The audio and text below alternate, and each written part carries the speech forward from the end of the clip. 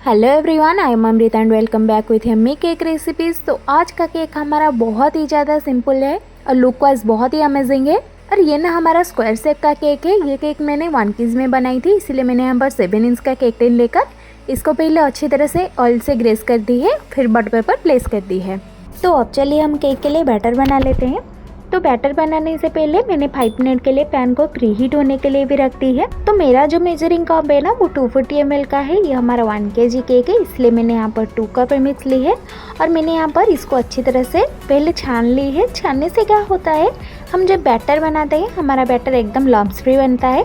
अब हम इसमें थोड़ी सी ऑयल ऐड कर देंगे और पानी हमें हमेशा थोड़ी थोड़ी करके ही ऐड करनी है। पानी का हमें कोई मेजरमेंट नहीं लेनी है। ये हमारा बटरस्कॉच फ्लेवर का केक था, इसलिए मैंने यहाँ पर बटरस्कॉच एसेंस भी ऐड कर दी है। अब हम इसको अच्छी तरह से मिक्स कर लेंगे और सारे ही बैटर को टिन में ट्रांसफर कर देंगे।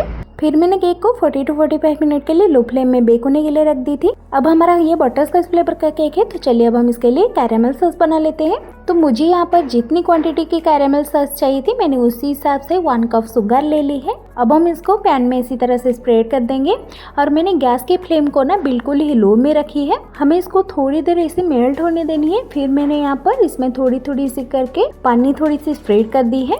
अब हमें इसको इसी तरह से लो फ्लेम में मेल्ट होने देनी है। वो अच्छी तरह से पहले मेल्ट हो जाए, फिर हमें इसके अंदर अमूल के बटर और अमूल के फ्रेश क्रीम ऐड करेंगे और हमें इसको अच्छी तरह से इसी तरह से मिक्स कर लेनी है और इसको थोड़ी देर पकानी है। और यहाँ देखिए हमारा कैरामेल सॉस एकदम बन के रेडी है। और इसके अंदर के फिलिंग के लिए मैंने यहाँ पर चिकी बार को क्रश करके यूज की है। और यहाँ पर देखिए हमारा कैरामेल सॉस अच्छी तरह से ठंडा हो चुका है और कितना शाइनी और स्मूथ बना है। तो चलिए अब हम क्रीम को बीट कर लेते हैं। तो मैंने यहाँ पर ये डिलाइट की व्हिप क्रीम यूज की है। आपके यहाँ जो भी व्हिप क्रीम मिलती है ना आप उसको यूज कर सकते हैं। और जिस क्रीम के ऊपर व्हिप क्रीम लिखा है आप उसी को ही केक के आइसिंग के लिए यूज करिएगा। दूसरे कोई भी क्रीम से आपकी केक की आइसिंग नहीं बनेगी। हमें हमेशा लो से मीडियम और मीडियम से हाई करके ही स्टिप पिकाने तक क्रीम को बीट करनी है। और आप जब भी क्रीम को यूज करेंगे ना उससे थोड़ी देर पहले ही क्रीम को आपको रूम टेम्परेचर में कुछ देर बाहर निकाल कर रख देनी है, ताकि हमारे केक के अंदर जो भी आइस क्रिस्टल्स होगी वो रिमूव हो जाएगी और हमारी क्रीम थोड़ी सी लिक्विड फॉर्मेट में आ जाएगी और वो चिल्ड होनी चाहिए।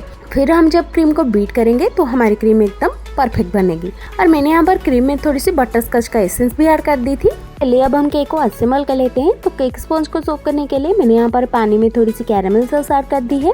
अब हमें बोर्ड में थोड़ी सी क्रीम लगा देनी है ताकि हमारा केक स्टेबल रहे। फिर हमें केक स्पॉन्ज की एक लेयर देनी है, उसको हमें अच्छी तरह से सोकिंग करने के बाद हमें क्रीम की एक लेयर देनी है। और क्रीम में मैंने यहाँ पर चिकी बार को जो क्रश करके यूज की है उसको अच्छी तरह से मिला दी है। और फिर हमें कैरामेल सॉस की एक अच्छी से लेयर देनी है और इसी स्टेप आपको तब तक फॉलो करनी है जब तक कि आपकी स्पॉन्ज खत्म नहीं हो जाती। और लास्ट में ना आपको केक को क्रम कोट करके एटलीस्ट 10 to 15 मिनट के लिए फ्रीज में सेट होने के लिए रख देनी है। हम क्रम कोट इसीलिए करते हैं ताकि हमारे केक स्पॉन्ज से जो छोटी छोटी सी क्रम्स निकल के आती है ना वो हमारी फाइनल फिनिशिंग के बाद कोई दिक्कत नहीं देगी। तो अब हमारे केक की क्रम कोटिंग हो चुकी है। मेरा केक यहाँ पर स्टेबल था तो मैंने यहाँ पर डायरेक्टली इसकी फाइनलाइजिंग कर दी है। तो मुझे इसके आउटर कवरिंग को एकदम व्हाइट में ही रखनी थी और ऊपर थोड़ी सी डिफरेंट कलर की डिजाइन देनी थी। तो इसीलिए मैंने यहाँ पर व्हाइट क्रीम लगाकर अच्छी तरह से स्पैचुला की हेल्प से और स्क्रैपर की हेल्प से स्मूथली फिनिशिंग दे दी है।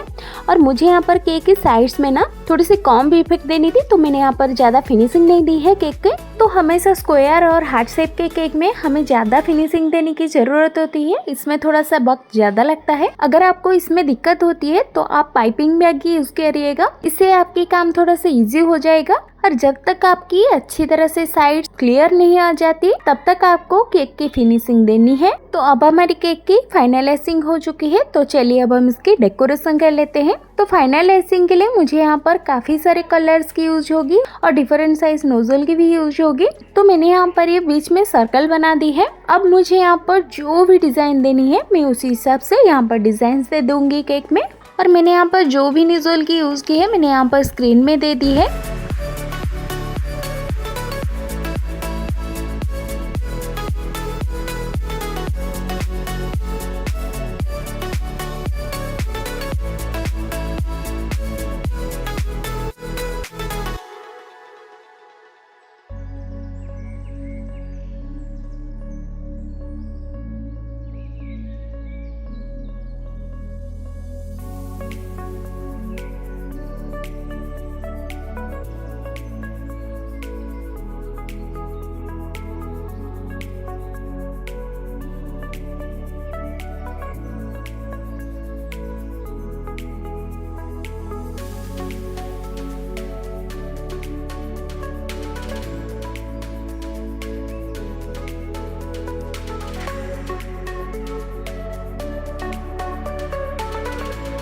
अब केक में थोड़ी सी शाइन लाने के लिए मैंने यहाँ पर सिल्वर मेटेलिक स्प्रे का यूज किया है और लास्ट में मैंने यहाँ पर कुछ डिफरेंट साइज का और डिफरेंट कलर की स्प्रिंकल कर दी है और बीच में एक हैप्पी बर्थडे का टैग लगाकर हमारी केक के लुक को कंप्लीट कर दी है। तो आपको मेरी आज की ये सिंपल और एलिगेंट सी दिखने वाली डिजाइन कैसी लगी मुझे कमेंट सेक्शन में जरूर बताइएगा और केक रिलेटेड और ऐसे न्यू डिजाइन और आइडियाज के लिए मेरे वीडियोस को लाइक और चैनल को सब्सक्राइब कर दीजिएगा। अब मिलते हैं और ऐसे यूनिक डिजाइन के साथ, तब तक के लिए हर हर महादेव।